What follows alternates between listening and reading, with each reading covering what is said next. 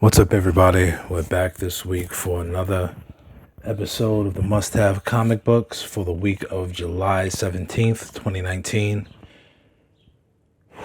And we have a halfway decent amount of books.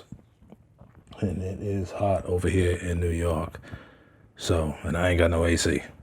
So let's get this ball rolling just a little bit. I really wasn't too pleased with how they exposed Spider-Man in Far From Home, but the movie was dope, and it really got me back into playing the video game again. But Mysterio, pure fire. Mysterio's the man. Jake Gyllenhaal was really holding it down. And something else this week, the last issue of Naomi 1, season 1 came out. And they finally gave us Naomi's entire name. And it's kind of cool that she was named after Dwayne McDuffie. It's just an awesome way to remember him and a really cool way to pay homage to such a great writer. McDuffie wrote some of the episodes of the Justice League cartoon. You'll need to go back and watch some of those. Pure fire. So let's get rolling with these books. We're going to start off with DC, Aquaman number 50 by Kelly Sue DeConnick and Robson Rocha. Rocha is doing cover A, and Ryan Sook gives us that really cool Black Manta cover. One of the big books for this week, Batman 75 by Tom King and Tony Daniel. Tony Daniels is doing cover A, and Gabriel Dell'Otto is giving us the Year of the Villain cover of Bane. And this issue starts the first part of City of Bane. New book from DC, from their Animal line, Collapser number 1 by Mike Way and Elias Carrazes. Cover A is done by Elias, and cover B is done by Nick Derenatan. Yeah, I wasn't going to put this book on the list, but I looked at the description of it, and it seems pretty cool. He kind of stumbles upon this black hole that's delivered to his house, and he's pulled into like an intergalactic war type of thing, but the black hole is like a weapon or something like that. So we shall see. Justice League 28 by James Tinian and Javier Fernandez. Cover A is by Jim Chung, and cover B is by Terry Dodson. I think this is going to be an important book this week, just because I think we get the true full reveal of the Apex Lex Luthor, who is dominating on the cover here. Teen Titans 32 by Adam Glass and Bernard Chang. Cover A is by Giuseppe Camacoli, and cover B, which is an astounding computer-generated cover, of Lobo by Alex Gardner. And that's it for DC Comics. Moving over to Image, we got a few books here. Excellence number 3 by Brandon Thomas and Carrie Randolph.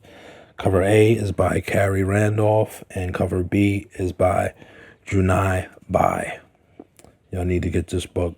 It is the hip-hop version of Harry Potter. They got a little potty mouth, too, but it's all good. Fair Lady number 4 by Brian Screamer and Claudia Balboni.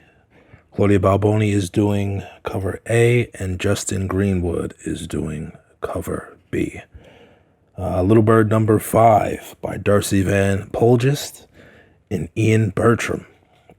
And we got to give a high five to Little Bird for being one of the only cats that give us one cover. Book is so great, it only has one cover. Sonata number 2 by David Hine and Brian Haberlin. And Brian Haberlin is so great that he is doing both covers for that book. Really enjoyed Sonata number 1. But I think the inner monologue, or the narrator, whatever it was, the font color that they used for that was atrocious. Like that green. It was very hard to read even with my reading glasses on. And that is it for Image Comics. Next up, we have Marvel.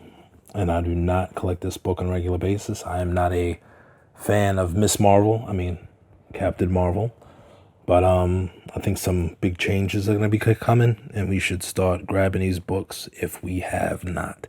Captain Marvel number 8 by Kelly Thompson and Carmen Nunez Carnero. Amanda Connor is doing cover A, and In-Huk Lee is doing a Carnage cover for cover B. Daredevil number 8, Chip Zdarsky and Lalit Kumar Sharma. Yeah, okay. He won't be on the book next month. Chip Zdarsky is doing cover A, and Lee Garbett is doing, the Carnage cover of cover B. Another book I don't pick up on a regular basis, but I believe we should also get this, just because we all love the cosmic stuff. Domino Hot Shots number 5 by Gail Simone and David Baldion. Another facsimile cover this week, Giant Size X-Men number 1. And those of us who cannot afford a Giant Size X-Men now, since all the speculators have jacked the price up 3 times as much as it used to be, we should grab that, and that's by Len Wein and Dave Cochran. Immortal Hulk number 21 by Al Ewing and Joe Bennett. One of the hottest books, reading wise, coming out from Marvel these days, and I only have cover A, which is by Alex Ross. This also has 2 variants by In-Huk Lee, but they are, I think, third-party variants by Comics Exposure or somebody else, so I didn't put those up. They're in between $15 and $35, I think. You should be able to find them at online retailers or what have you. Secret Warps, Ghost Panther Annual number 1 by Al Ewing and Carlos E. Gomez. Carlos Gomez is doing cover A, and they have a connecting cover, which is the one I'm definitely going to get, by Carlos Pacheco. And Carlos Gomez's art style looks very similar to Mark Bagley, if I am correct. And I believe I am. Silver Surfer Black number 2 by Donnie Cates and Trad Moore. I know everybody's going to be jumping on this book just because Cates is writing it, but they're right. We should jump on it. Trad Moore is doing cover A. Ron Lim is doing cover B, and there is an incentive cover, which I usually don't do these, but this is crazy looking, this cover right here. And that is by Marcos Martin. One of the highlights of Marvel Comics, and I think a book a lot of us were sleeping on, me included, is Spider-Man Life Story number 5 by Chip Zdarsky and Mark Bagley. This book is great. Buy 2. And if you can get the variant, get the variant. Chip Zdarsky is doing cover A, and cover B, which is the incentive cover, is doing by Andrea Sorrentino. Very nice. And the last 2 books from Marvel are actually the last 2 X-Men books. Uncanny X-Men 22 by Matthew Rosenberg and Salvador LaRocca. Cover A is by Walsh Pataccio, and cover B is by Jay Anacleto, and that is a Carnage cover. And X-Force number 10 by Ed Brisson and Dylan Burnett. And those 2 X titles are ending with that. And then we have the Power of X and the House of X to look forward to. And hopefully whatever comes after that will last for a little bit.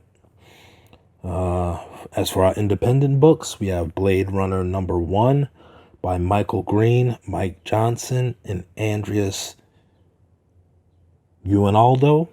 Cover A here that I have shown is done by Stanley Artgerm Lau. Cover B is done by the penciler Uinaldo. And cover C that I have It is done by John Revolve. New book, Sarah and the Royal Stars. This is done by John Sue and Andrea Mock. Audrey Mock. Cover A is by Audrey Mock. Cover B is by Nathan Gooden, and there is a cover C, but I do not have that. And those are the books for this week, and I'm going to do something a little bit different. I have an honorable mention, and this is just because of the beauty of the book, personally. And that is James Bond 007 number 9, and I'm specifically talking about cover F. This book is done by Greg Pak and Eric Gabster. And cover F is by Cole Pham. And then I know they have been putting out a lot of these, I call them negative space covers for James Bond. But this one really, it looks phenomenal. And yeah, I'm going to have to get that. As for our covers of the week, we have Aquaman 50, the Ryan Sook cover, the Year of the Villain cover of Black Manta, Blade Runner number 1, of course, the Art Germ cover, and it seems like he's on the list every week. That's insane. Batman 75, I'm loving both of those covers because we finally have Tony Daniels back on Batman, and everybody loves Gabriel Delato's work, and we all love Bane.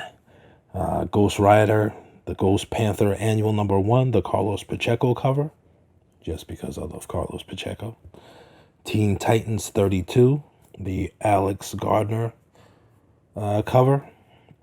And of course, my honorable mention is the cover of the week, if not the cover of the month. That's James Bond 007 number 9 by Cole Pham. And I have 2 books of the week. The first one is The Immortal Hulk 21, primarily because this is one of the hottest reads out there right now. Just pure fire. And there's speculation that it's going to end at 25 and this and that, but there's a lot of transformative changes that's going on with Bruce Banner and the Hulk, and the mythos is just growing. So I would definitely buy one to read and one to put away. And Batman 75, which a lot of people have been hating Tom King. But me personally, you know, it's a roller coaster ride all the time. You got to take the good with the bad. But this here starts, I believe, the ending of Tom King's run on Batman. And it is the first part of the City of Bane. And that is it for this week, people. Hope you stay cool if you are in a hot and humid climate like myself. And I hope you get all those wonderful books that we so much desire and those grails that we have been peeping at from afar. Until next week, people, I will catch you at the same bat time, at the same bat channel. Peace.